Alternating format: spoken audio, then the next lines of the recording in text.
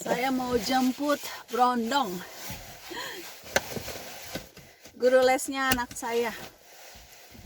Jadi anak saya itu dua-duanya nih yang cowok nilainya jelek, nilai matematika.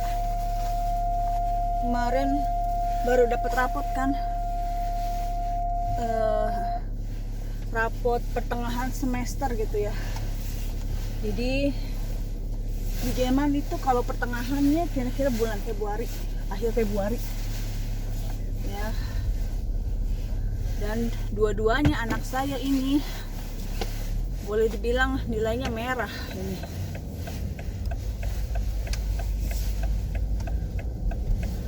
Nilai matematikanya ini sudah jeblok, jadi harus dilesin privat ya. Gurunya ini anaknya teman saya tuh orang Filipina mamahnya, terus papahnya orang Jerman, jadi Indo juga ya. Brondong karena umurnya ya 20-an lah ya, cuma dia itu nggak mau kerja sama orang, dia maunya kerja sendiri gitu ya, punya perusahaan sendiri jadi programmer gitu. Jadi banyak yang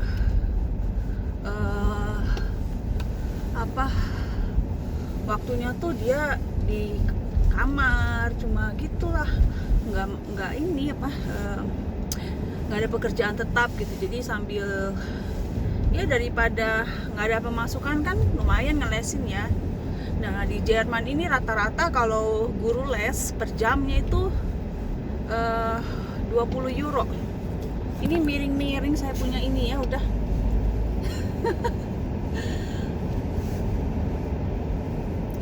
€20 itu kalau dikaliin 15.000 aja kan 300.000 1 jam.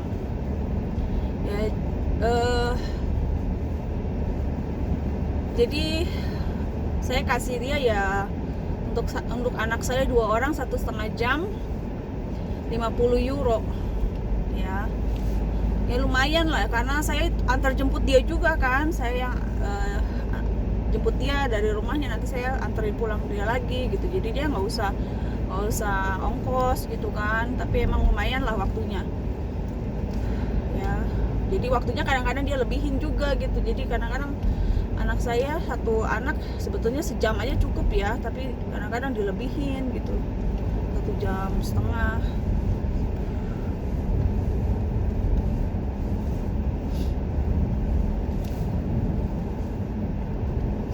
Anak saya kan nanti rencananya nih di Indonesia mau saya masukin ke ini aja, ke paket, kejar paket gitu ya. Jadi kalau anak-anak bule yang lain kan yang mampu ya, mereka kan masuk sekolah internasional. Nah kalau kami kan keluarga kurang mampu. Jadi kalau 3 anak masukin sekolah internasional semua ya jebol, bisa-bisa kita nggak makan. Akhirnya saya pikir ya udahlah, anak saya kan udah di Jerman udah selesai lah pendidikan dasarnya ya. Aduh ini ya miring-miring aja, maklum lah namanya juga minim, nggak mau modal ini ya vlog. Jadi ya udah saya pikir yang penting sekolah tuh udah bisa baca tulis sudah cukup lah, nggak usah pakai ribet ya. Yang penting nanti kalau mereka istilahnya, kalau mereka nanti mau kembali ke Jerman, mereka mau kuliah atau mereka mau melanjutkan pendidikan mereka di Jerman itu banyak program untuk anak-anak muda ya. Jadi kalau di Jerman tuh khususnya kalau mereka selesai sekolah kelas 10, kelas 11 ya, mereka bisa langsung ikut Ausbildung itu kayak program pelatihan lah. Jadi mereka benar-benar dipersiapkan untuk dunia kerja. Nantinya mereka belajar sambil kerja selama 3 tahun dan mereka nanti udah langsung bisa kerja gitu. Kalau yang nggak mau kuliah ya, kalau di Jerman tuh begitu. Karena di Jerman kan juga banyak ya butuh tenaga kerja yang udah siap pakai gitu. Nah, jadi mereka selesai sekolah bisa masuk program ini, bisa langsung kerja, langsung dapat duit.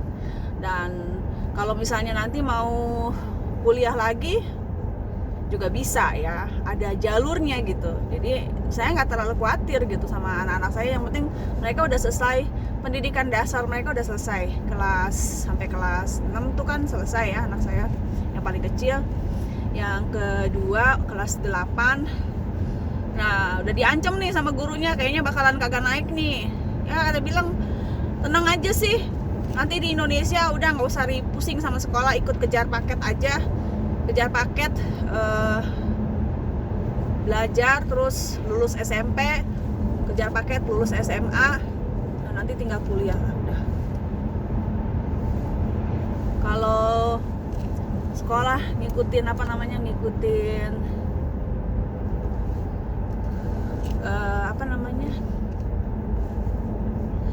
sekarang ini kan mereka masuknya semua anak-anak saya gimnasium itu kan sekolah yang agak susah gitu. Jadi ini kan untuk anak-anak yang memang dipersiapkan untuk kuliah nantinya, jadi memang berat gitu pelajarannya gitu.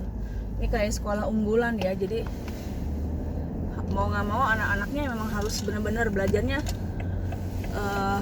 harus sungguh-sungguh gitu ya. Cuma anak-anak saya kan namanya anak cowok, dua-duanya lagi masa puber, jadi sama belajar tuh ya kurang tertarik, banyak mainnya kan. Dan saya juga nggak mau ya masa remaja ini saya istilahnya terlalu stres gitu, bikin anak saya. Karena gini ya, walaupun saya ada basic, dulunya saya guru gitu, justru saya nggak mau anak-anak saya terlalu ngoyo gitu, maksain anak-anak saya harus ada ya orang tua yang bener-bener penting banget lah gitu buat sekolah tuh, maksudnya nilai harus benar-benar bagus gitu ya. Nah kalau saya tuh prinsipnya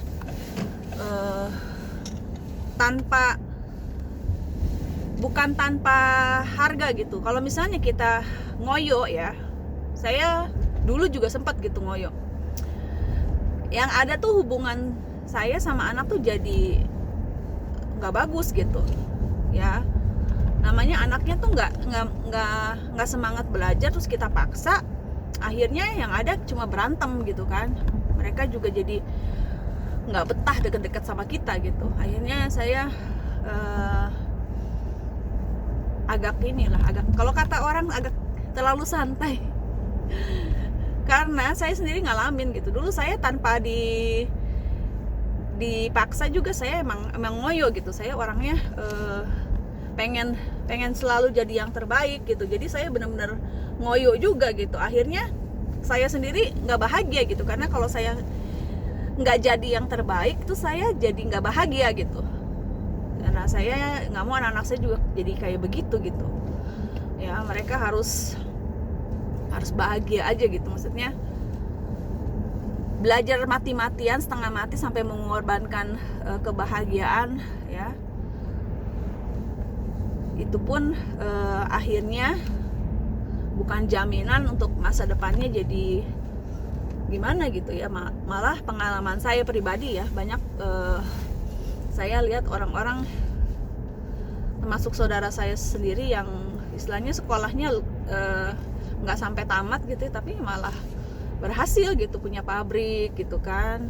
Karena mereka memang pola pikirnya memang out of the box ya. Mereka nggak kayak orang kebanyakan harus sekolah, harus pinter, terus nanti bisa kerja menghasilkan duit banyak, meniti karir gitu ya.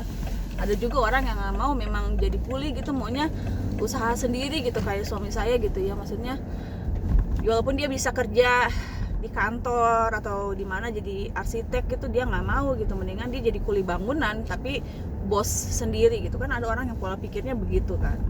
Nah mungkin saya pikir anak-anak saya juga kayak begitu ya. Anak lelaki mungkin sekarang umur belasan, lagi puber, nggak gitu tertarik gitu sama belajar.